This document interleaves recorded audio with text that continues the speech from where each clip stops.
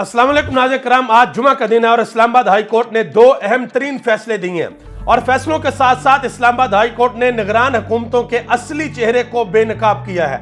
बताया है कि मुल्क के अंदर इलेक्शन होने के लिए जा रहे हैं, लेकिन ये निगरान हुकूमतें क्या कर रही हैं। और दूसरे नंबर पे बल्ले के निशान के ऊपर पहले तो सिर्फ नौरीन रो रही थी, लेकिन अब माशाल्लाह सारे के सारे रो रहे हैं। प्रेस कॉन्फ्रेंस हो रही है और पाकिस्तान मुस्लिम लीग नून ये सीधा सीधा कह रही है कि भाई अगर बल्ले का निशान मैदान के अंदर हुआ तो हम किसी भी सूरत इमरान खान का मुकाबला नहीं कर सकते। इन्होंने 3 मफरूजे बनाए थे और वो तीनों के तीनों मफरूजे किस तरीके से जमीन बोस हुए हैं वो मैं आपको बताने के लिए जा रहा हूं। सबसे पहले नंबर पे आपको यह बता दूं कि इस्लामाबाद हाई कोर्ट ने आज 2 बड़े फैसले किए हैं। पहला फैसला यह किया है कि जो डीसी इस्लामाबाद हैं वो जो 3 एमपीओ के ऑर्डर्स जारी करते रहे हैं वो सारे के सारे कालादम हैं। उनके पास किसी किस्म का कोई इख्तियार नहीं था कि वो 3 एमपीओ के ऑर्डर्स जारी करते और लोगों को पकड़ के जेल के अंदर डालते। अब देखना यह है कि अदालत इसके ऊपर उनको क्या सजा सुनाती है। और दूसरे नंबर पे अदालत ने यह फैसला किया है, इमरान खान को इजाजत दी है कि इमरान खान अपनी टीम के साथ मिलकर टिकटों के ऊपर मुशावरत कर सकते हैं और उसमें जेल का कोई भी अमला मुदाखलत नहीं करेगा। और तीसरे नंबर पे आज अदालत ने निगरान हुकूमत का जो असली चेहरा बेनकाब किया है वो मैं आपके सामने रखने लगा हूं। जस्टिस मियां गुल हसन ने आज कहा है कि निगरान हुकूमत क्या इंतखाबात को डीरेल करना चाहती है। निगरान हुकूमत की जेर निगरानी खौफनाक निजाम चल रहा है कि इंतखाबी मुशावरत की इजाजत भी नहीं दी जा रही। इंतखाबात में निगरान हुकूमत को गैर जानबदार होना चाहिए। Advocate general additional attorney general office निगरान हुकूमत की नुमाइंदगी कर रहे हैं और यह भी कहा कि जो एडवोकेट जनरल हैं और जो एडिशनल अटॉर्नी जनरल हैं ये सारे के सारे निगरान हुकूमत की नुमाइंदगी कर रहे हैं। तो आज इस्लामाबाद अदालत ने निगरान हुकूमत का जो असल चेहरा है वो पाकिस्तान की आवाम के सामने रख दिया। और बाबर अवान ने मीडिया से बात करते हुए कहा कि एक डिप्टी कमिश्नर है वही आरओ का ऑफिस चलाता है, वही डिप्टी कमिश्नर का ऑफिस चलाता है।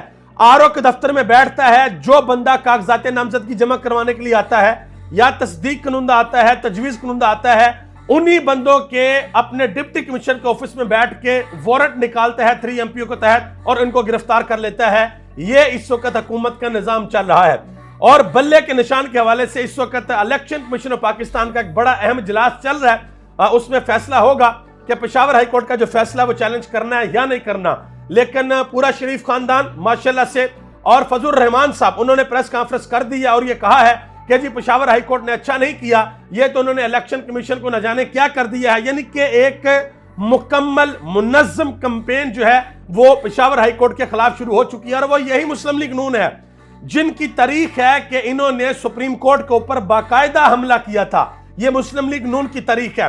अब आज उस बात के ऊपर कि इन्होंने आज से कुछ महीने पहले 3 इन्होंने मफरूजे गढ़े थे और अवाम को बताने की कोशिश की थी। पहले नंबर पे ये कहते थे जलसों के अंदर कि पीटीआई खत्म शुद्ध, इमरान खान खत्म शुद्ध, इमरान खान खत्म है, पीटीआई खत्म है। और फिर ये कहा करते थे कि पीटीआई अब उम्मीदवार ढूंढेगी मगर कोई उम्मीदवार नहीं मिलेगा। मरियम नवाज साहिबा ने जलसे के अंदर यहां तक कह दिया था कि मैं देखती हूं कि तुम्हारी टिकटें लेता कौन है। और फिर इन्होंने कहा कि पीटीआई की मकबूलियत सिर्फ सोशल मीडिया के ऊपर है, ग्राउंड के ऊपर किसी किस्म की कोई मकबूलियत नहीं है।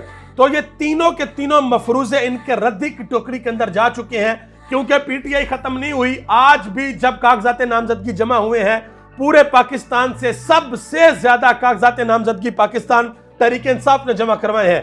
दूसरे नंबर पे ये कहते थे कि जी उम्मीदवार ढूंढोगे, उम्मीदवार एक हल्के में 10-10 उम्मीदवार हैं। और तीसरे नंबर पे कहते थे जी मकबूलियत सिर्फ सोशल मीडिया पे है। तो जिस जमात की सिर्फ सोशल मीडिया के ऊपर मकबूलियत है उससे इतना डरते हैं कि ना उनको जलसा करने की इजाजत है और ना इनको वर्कर कन्वेंशन करने की इजाजत है। अब आगे आ जाए जी मौलाना फजल रहमान साहब और जनाब मोहतरम शहबाज शरीफ साहब। कल जब उन्होंने प्रेस कॉन्फ्रेंस की तो माशाल्लाह पूरे 64 लोग थे जो उनको लाइव सुन रहे थे, वो खुश नसीब लोग थे। और कल उन्होंने बयान क्या दिया, जरा बयान सुनिएगा इनका।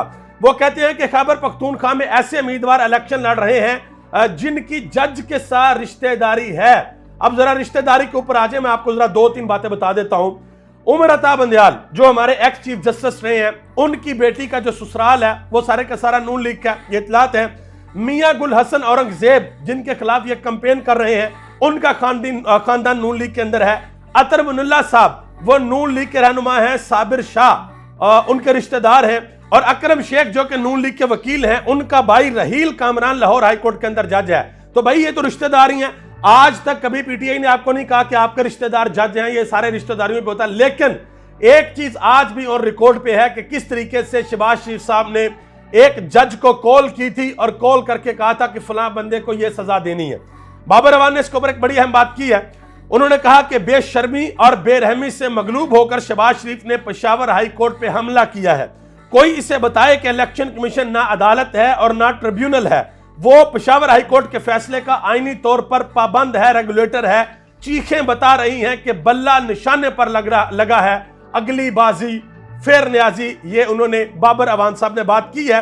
और नून लीग तो दावे कर रही है, नून लीग कह रही है कि जी हम जीतेंगे। अपने सोशल मीडिया के ऊपर ये खबरें चला रहे हैं कि जी इंतखाबात में मुस्लिम लीग नून जीतेगी, तहरीक इंसाफ हार जाएगी। बरतानवी अदारे इकोनॉमिस्ट ने एक इंटेलिजेंस रिपोर्ट दी है, या देख सकते हैं इन्होंने अपने सोशल मीडिया पे लगाया है कि पाकिस्तान मुस्लिम लीग नून फेवरेट है। जब पाकिस्तान मुस्लिम लीग नून फेवरेट है तो बल्ले से डर क्यों है भाई? क्यों इमरान खान का खौफ है? क्यों आप लोग ये नहीं कहते, ये दावा नहीं करते कि हमारी मकबूलियत है, इमरान खान जेल से बाहर आए और आकर मैदान में हमारा मुकाबला करें? क्यों आप ये नहीं कहते? आपको ये जरूर कहना चाहिए। और हामिद मीर ने एक बड़ी अहम बात की है।